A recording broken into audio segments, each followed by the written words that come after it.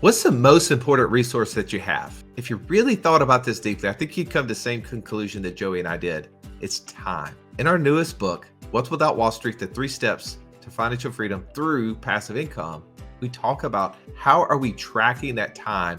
What is the thing that we can do to get more of that time back? That's right. If you've ever been listening to our podcast and thought, man, it would be amazing if I could take all the things that you guys have learned over the last 10 years and just summarize them, put them in some way to easily digest them and take action, that's what this book is all about. You're not going to want to miss it. Go to wealthwithoutwallstreet.com/new book and get your copy today.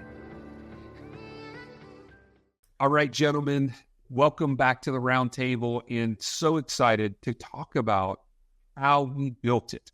The 100K in passive income that basically you can do on your own. And I just want to basically share this from each of our perspectives. Now, the big key to this is we're going to talk about the why, the how, and the what's next. And to get us started is something happened along the way in your career, in your personal life, in some way, shape, or form that told you, man, passive income, there's a reason that I need to get started on this. Mark, what was it for you that kind of kicked this whole journey off and made this a big enough reason to get started? Joey, how many times have you stayed in a hotel? Oh, countless times. Have you ever stayed in a hotel so often that you know where you are based on the decor? Cannot say that I've done that, no. That's when you know it's time to change. When you wake up in the middle of the night and you're not sure where you are, but when you look at the decor, I said, I'm in San Diego because I recognize that couch over there. That's when I knew, hey, something's going on here. I'm spending all this time on the road. I'm not sleeping at home. I'm doing time zones. I'm doing airport food, hotel food, airline food. Quality of life wasn't where I felt it should be. And so doing all that schlepping all over the country, even though flying airplanes was my dream job, it was a tremendous amount of fun. I had a great time doing it. But that wasn't how I wanted to live. I didn't want to live out of a suitcase. And I recognized that for me, this isn't the destination. I wasn't going to wake up on my deathbed and think about all the tens of thousands of people I safely got to destination. I'm pretty sure there wasn't going to be a ticker tape parade for me. And so I had that moment. I realized, what do I actually want? Why am I doing the things I'm doing? Why would I want something better? Well, I wanted to look back and know that I'd actually contributed. And the way that I could do that was not necessarily from the cockpit. And so that's where the idea of I've got to have another system so that I can start to spend my time in the places I want, with the people I want, and doing things that I want. And so that was my why. That's what drove me. And was it clear immediately that passive income was the answer to that? Or was it just like this realization, I don't want this anymore and I've got to find an alternative? When did passive income become like that driver? Well, it sounded amazing. I mean, pilots are some of the laziest people I know. And that's exactly why I became one. I mean, really, I only have to work, a handful of minutes out of a flight. This is amazing. Passive income, it sounds like I don't have to do a tremendous amount of work. And so figuring out, hey, there's got to be a way for me to work or have things be working for me, even if I want to be at the beach, even if I want to be spending time taking vacations or snowboarding or trying to find a bear that I can wrangle with my bare hands and survive. So that was what drove me down that road. I love that. All right. So Jamie, what about for you? Like, do you remember what it was that kind of triggered this idea? One, I need passive income and I want financial freedom. Like, what was it for you? Yeah. So I remember it clear as day. So my wife and I had been trying to have children for a while. By the way, I was in the medical device space 14 years prior to being on this side. So had a stable career, saw like the track up the corporate ladder, if you will. But we finally got the good news that we were pregnant, and we go in for the ultrasound and there are twins in there. And so like that changed everything for me, and just some switch flipped in my head that like I needed to do something bigger than just my career, right? Made a decision. My wife was going to be staying home with the girls, going from a double income to single income. Some of it was about like, okay, how do I just start to replace her income or try and build some a second stream of income, kind of Mark's point, like not just relying on one source of income. But quickly through kind of my self-education process, this idea of financial freedom just kept coming around. And I was like, man, one of my goals as a father or potential to be soon to be father was I wanted to be very present with my children.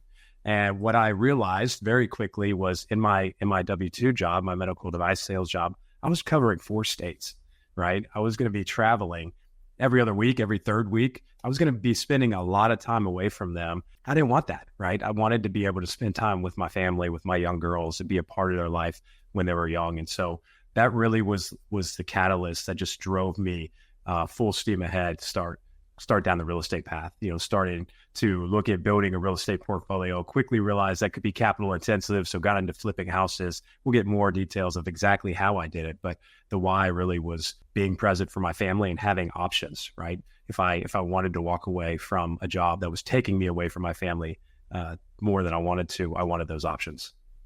So I love this. So Mark is sharing more around the idea of just kind of an overall kind of like regret of like in the future, looking back, will I regret not having this time? And that was kind of the kicker for you. It was a life event, right? That, man, how am I going to provide for these babies so quickly? And it wasn't expecting there to be 2.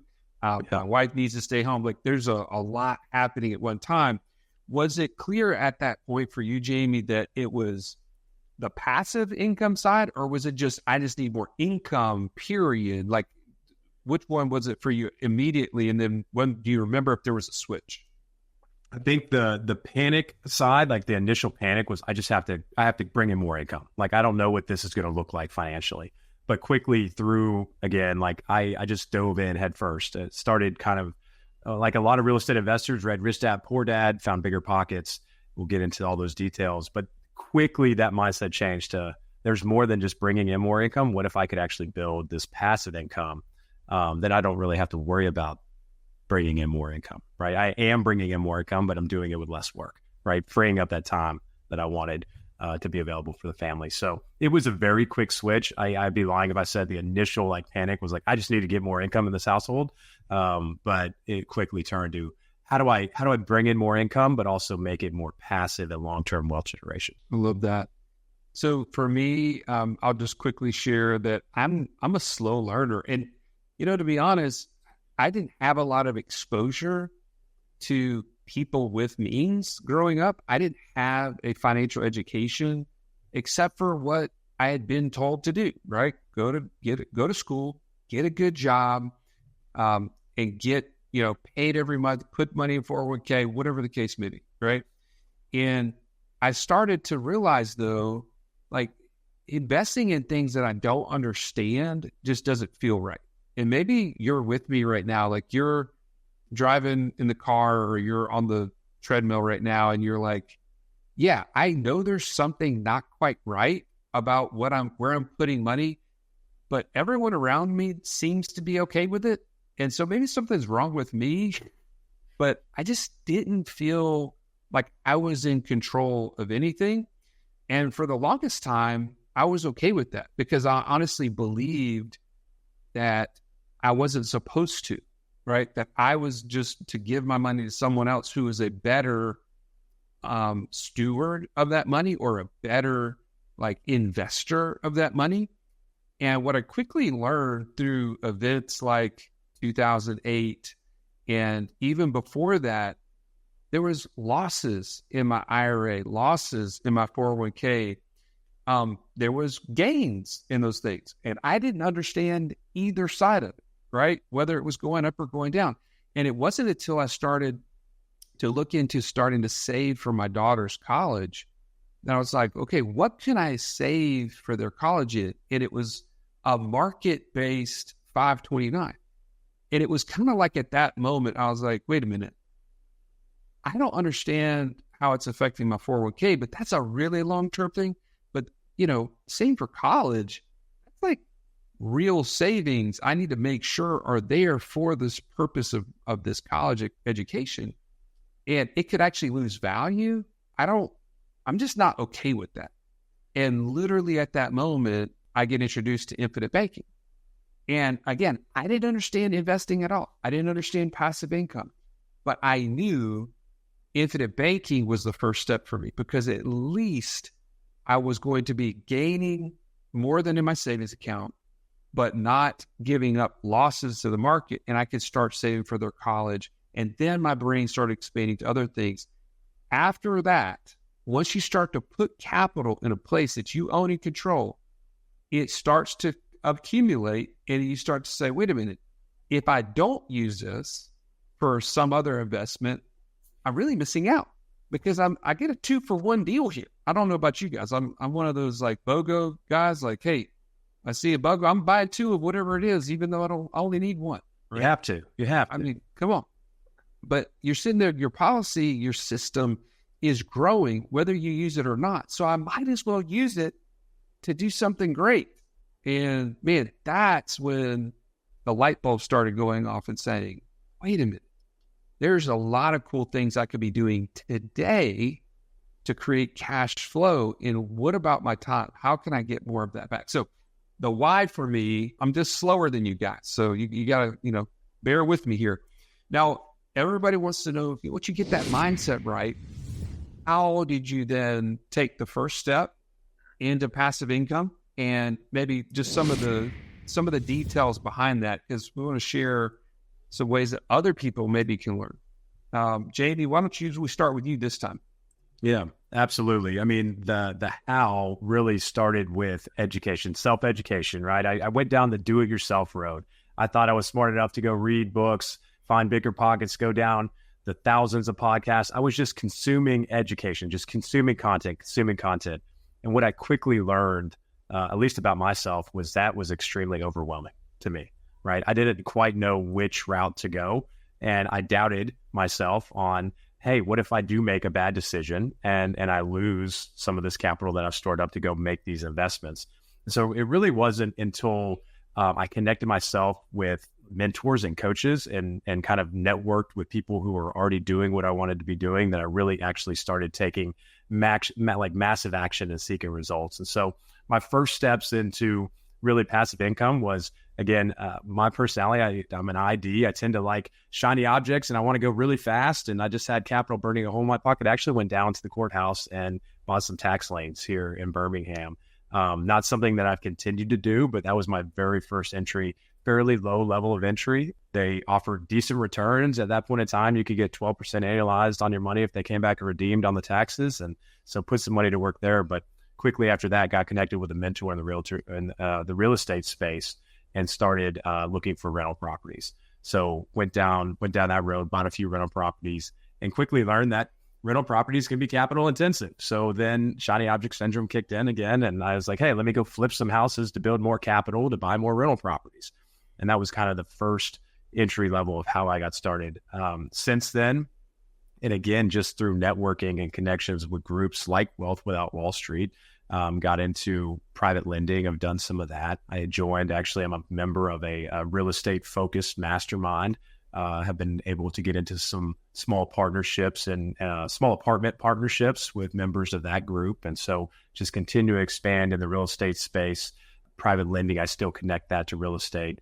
And then I've looked at a few syndications for kind of more really passive stuff. But really my how was getting around people who understood and were further along than I was in that journey. For me, that avoiding pitfalls and the affirmation that how I was thinking through a deal or looking at an opportunity made sense. And if I was missing something, somebody could bring that to my attention. I credit 100% those mentors and coaches and mastermind groups that I was a part of for my success and getting to where I am today. Without that, I'm sure I would have fallen on my face flat multiple times because I would just miss something. So. Now, is there any one thing out of all the things you've done that you feel like, man, this was the best idea that I've done and I want to do more of it? Or is it all kind of been just stacking on top of itself in your mind?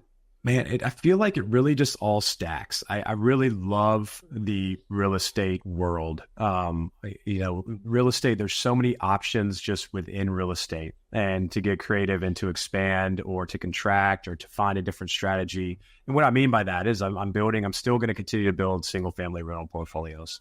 I really love the new kind of partnerships I'm in with 4 or 5 people for small apartment complexes, just the ability to scale at a faster rate, the ability to drive equity and to drive value in those small apartment complexes, I'll continue to always do real estate.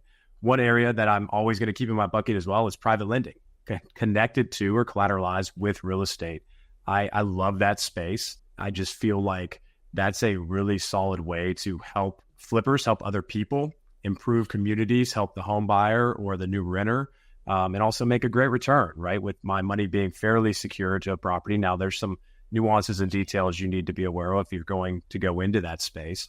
But I will always be in the real estate space. I'll do some things outside of real estate, but real estate's probably going to continue to be my core focus. Love it. Mark, how about for you? What's been the how on how you built your passive income? To echo Jamie's point, it really does start with education. I saw a really cool reel today, and it was this Florida basketball coach. And he was talking about how 95% of your time as a basketball player is conducted without a basketball. Running down the court, transition, defensive screens, offensive screens, setting up pick and posts, all this stuff. He said, but nobody wants to focus on the 95%. They only want to focus on the 5% of the time that they spend with the ball. So he said, if you're spending your time focused on that 5, you're missing out on the vast majority of what you need to actually be successful or to be a part of a successful team. So for me, it really did come down to education. And education is like Jamie said, it's the not so sexy part about investing. Oh, great, I'm going to go read some books. Oh, that sounds amazing. Yeah, I'm going to sit around and listen to books on Audible. I'm going to go watch webinars. I'm going to do spreadsheets. I'm going to create spreadsheets. I mean, it just sounds amazing, like super awesome. That's always the number one lead for every single get rich quick scheme I've ever seen, which is you're going to spend 95% of your time just doing boring work. Said nobody ever. So if you're willing to put in that time, how? By putting in that time, I got down into the weeds, I got nitty gritty, and really that education reminded me I need to get away from people who say you can't and get around people who say, how can? How can you do that? How can you accomplish that? Because it was being around those people that reminded me, I grew up in Hawaii. It's a small little rock in the middle of the Pacific. It is quite possibly one of the most remote locations for air travel there is. But I was only looking in my backyard because that was all I knew. That was all I was comfortable about. I was trying to find ways to build real estate in the state of Hawaii, which is incredibly expensive. But one friend led to another friend who said, have you thought about looking outside of the state of Hawaii? And that mental shift, not of a, yeah, you can't do this, but hey, have you thought about how you can look at this thing, how you can do this? So education, exposure, knowing what else is out there, and then really opportunity. Joey, to your point about infinite banking, when you understand how money moves, when you understand how money flows, and you put yourself in a position to have that money work in your favor, you're now in a position of cash. I'll give you a great anecdote. I learned the true cost of cash. So I was talking to my neighbor. He likes real estate. He was buying a property, and he said, hey, I got my down payment, but the appraisal came in short. I said, all right, so what does that mean for you? He goes, that means I got to come up with like another 10 or 20 grand to make the down payment so I can get the equity ratios right. I'm like, okay, does it still pencil out? Yeah. Will it still make money? Yeah. Did you account for that extra 10 or 20 grand? Well, what do you mean? How much is it costing you to put that extra 10 or 20 grand in? Well, it's cash. I already have it. I go, that's not what I asked you. How much is it costing you? And then I shared with him, every loan I do, I look at it through the lens of borrowing against my own personal cash flow system. I know exactly how much my money costs, and therefore I can look at every deal and realize, is this actually making me money, or am I subsidizing the deal by giving up? And so that is really my how. Once that mental shift, that understanding and looking at deals in a different fashion, it's become so much clearer to move past certain deals, go, no. Oh, the metrics actually line up. Let's take a deeper dive. Let's spend the 95% of the time so we can get the 5% victory glory. If you've listened to our show for any length of time, you've heard us talk about infinite banking and how we are able to use that concept to create over $50,000 a month in passive income. But it's just not that easy to figure out, how does this all connect into my own personal system? Stallion, that's why we created the passive income operating system, bro. It shows you how to turn active income into passive income. It makes all the steps come together. If you would like to get access to it as a podcast listener, we've never given this away in public before. Go to what'swhatwallstreet.com/PIOS. There was nothing worse than walking into class when you're in school and the teacher saying, Pop quiz day. Why? Because you were unprepared. Are you unprepared though for financial freedom? Don't be. Find out how close you are by taking our 30-second quiz at wealthwithoutwallstreet.com/quiz. When I first started into this investing game, it was on accident. I had been living in a condo that my wife and I bought, and it was our first home. And I had grand pictures of this place. Like, man, I'm going to be able to at least have one kid here. And, you know, it's a 2-bedroom. So, of course, do you realize after we started like going to our first baby showers, the room was so full, there was no room for a baby. I was like, this isn't going to work.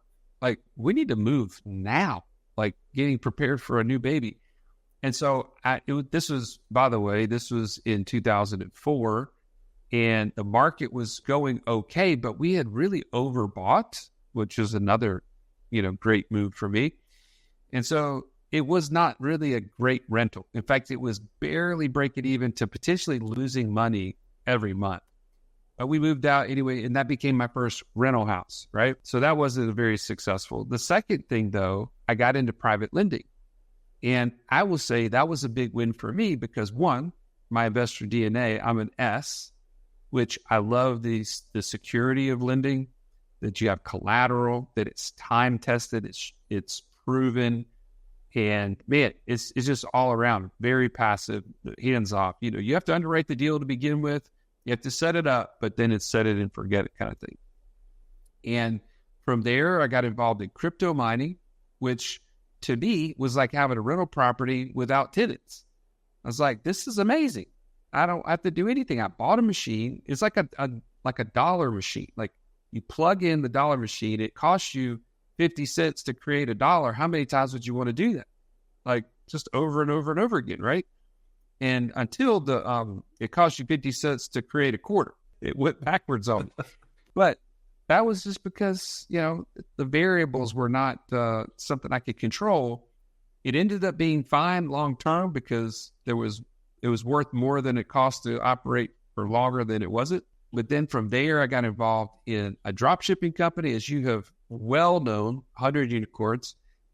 That was a big mistake. I did not invest according to my investor DNA and my resources of time.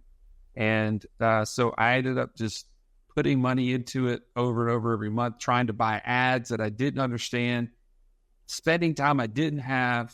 And that was just, a zone of regret, as people say. But I will tell you this.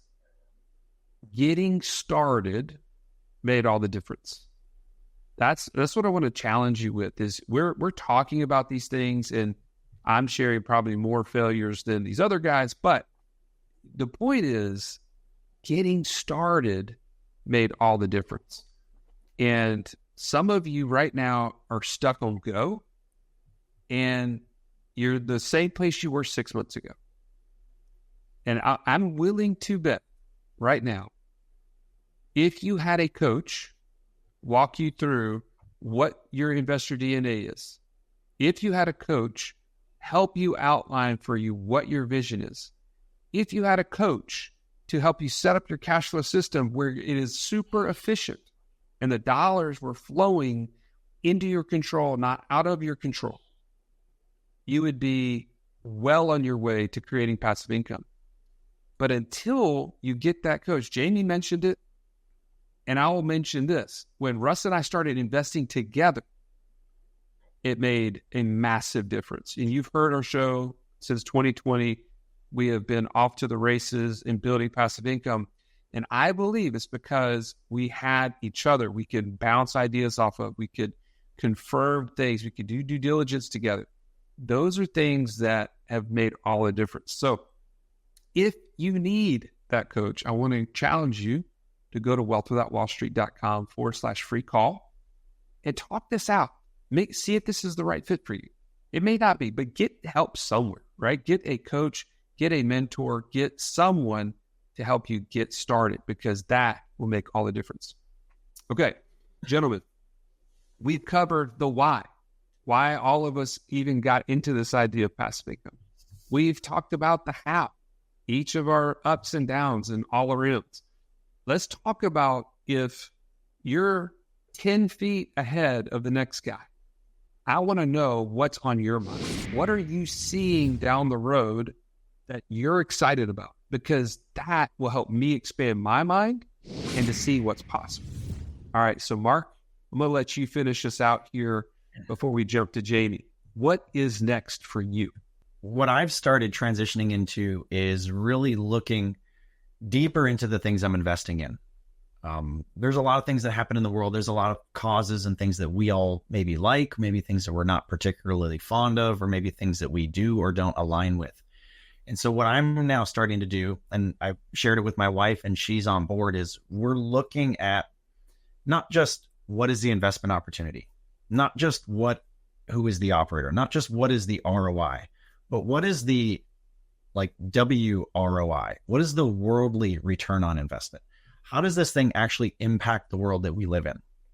And are we funding something that, even though it may put a ton of money in our pocket, is it really aligning with where we want things to be growing and things to be fostered? So Stephen Libman had a phenomenal presentation at our Passive Income Mastermind in Dallas this last couple of weeks ago. If you're not a member of our Passive Income Mastermind or even our Inner Circle Plus, hey, you might want to seriously consider. Like we talked about, let's get around some people that can help push some ideas. He had a really thought-provoking presentation, which is his whole company is circled around investing with purpose. What are they doing in their investments? They're not just making money. How do they make their community that they invest in stronger, better, more adjusted, and built for longer longevity and profitability, not just for the community, but then that translates to the business itself. Because if the community does well, the business does well. So how do we create those symbiotic relationships and those symbiotic investments? Because we like to tithe. We give a portion of what we are given through our investments. We give that back to causes and functions that we believe are appropriate. But would we be okay taking maybe a smaller return on investment, which means we have less to give? But what if the overall investment itself is giving so much more? Aren't we getting twice as much? Isn't that the whole point of infinite banking? How can I get my money to work in multiple places? So that's what we're really geared towards and focused on, is starting to redirect in that area. And we're blessed that we're able to, for lack of a better word, discriminate that way and start looking for those things that better align. And so we're super excited for what that means for us and what that means for the community at large. I love that. That is super inspiring. And I'm kind of echoing the same ideas that, man, you have the skill set to invest and to put deals together. Why not put the deals together that also have impact beyond just the ROI? Like you said, I love that. Jamie, how about you? What's on the horizon? What do you see that others may not see right now? Yeah, I mean, the biggest thing, if I look back before I look forward, biggest thing I see on my journey here was my mind, or my capacity of scale in my mind was the limitation of what I accomplished, right? My mind was my limiting beliefs were the limit to what I accomplished. And so really have been on a mission. It's grown every year through my process of just expanding my mind, right? And so that's something I've really been focusing on, is being around people who are doing bigger and bigger and bigger things to expand my mind bigger and bigger and bigger to what's possible. And to Mark's point, bigger and bigger and bigger doesn't necessarily mean that I make more and more and more money. It's not all about me making money and making more passive income, although that's great. For me, it's really more of, how can I expand my mind to a point to bring others with me, right? And one of the things that I have noticed is the closer I get to financial freedom, the more I want to pull all of my close friends and family with me, right? I just want them to have that same experience of controlling their finances, of controlling their destiny, and not having the fear of what if my W-2 goes away tomorrow. And so very kind of broad definition of what I see being next, but I really have enjoyed getting into kind of smaller partnerships for these small apartment complexes, 2, 3, 4, 5 people, being able to kind of spread out that egg of capital needed to buy an investment, but maybe be able to get people in who couldn't do it on their own or get into deals none of us could get into on our own, to be able to just grow bigger and scale bigger. Who knows? I mean, I see opportunities to potentially bring opportunity to people. Obviously, I'm not a licensed securities person or anything like that, but maybe just presenting ideas, just trying to bring people that are close to me and special to me along on this journey to make a difference, a different way. Mark, that was a great point of now we're going to invest things that make the world better. I want to make my little network better. I want to make my community better, kind of really close, and bring those people along with me through this journey as well. So good. Yeah. And the common theme that I'm hearing is, man, you've accomplished a lot. You've created passive income.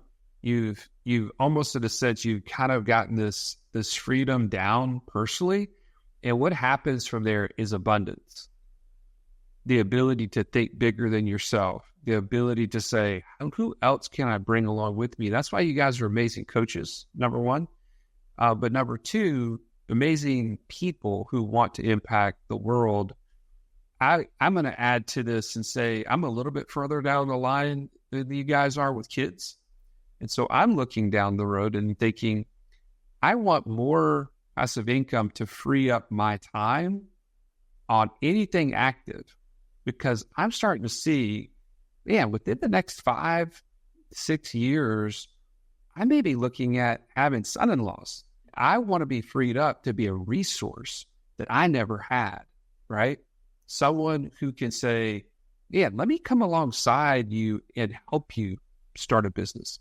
Let me help you with what I've been given and maybe give you some seed money, maybe give you some experience, some ideas on how to build a land flipping business, how to do an e-commerce business, whatever the case may be.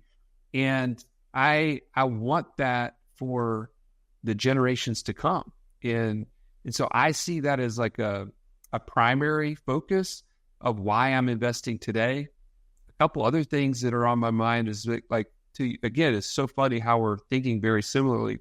There's actually a church for sale that I'm looking at right now. And how could I possibly invest in that in such a way that creates a profit, but also creates a whole new community of people that might be served by the church that is on that property? Like there's a development component to it. Super interesting. The other thought I had is maybe there's some retail centers that are coming for sale that, there's some baby boomers that are trying to move out of that space and they want to owner financing. Well, I love owner financing, and I think that's an up and coming thing as retail centers are growing. But the second part of that, I've just been dreaming about, is what if there was business mentors I'm connected with here in Birmingham that are believers that want to impact other business owners? And what if I could connect them through an investment and say, hey, when you're a tenant in my retail, strip center, I'm going to give you a business mentor who's going to invest in your life and disciple you and speak into your marriage, speak into your parenting, if you'll have them.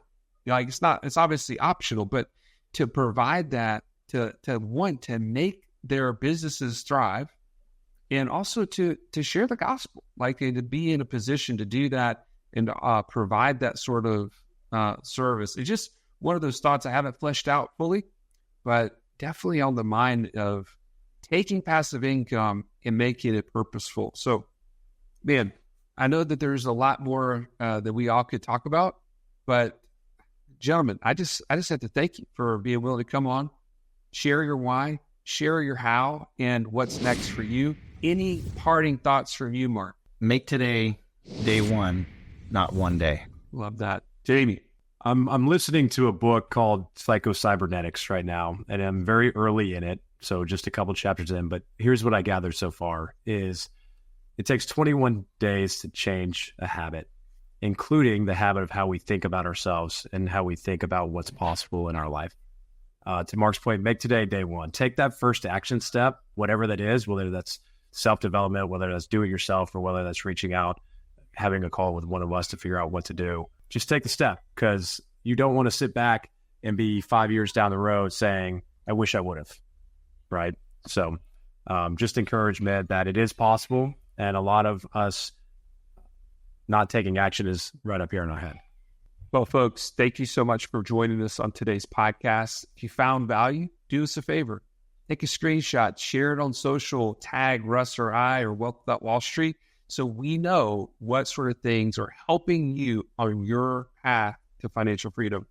As always, we appreciate you. Have an amazing day. This has been the Wealth Without Wall Street podcast. Don't forget to subscribe to the show to break free of the Wall Street mindset and begin building wealth on your own terms in places you understand, so that your wealth will never run dry. See you next episode.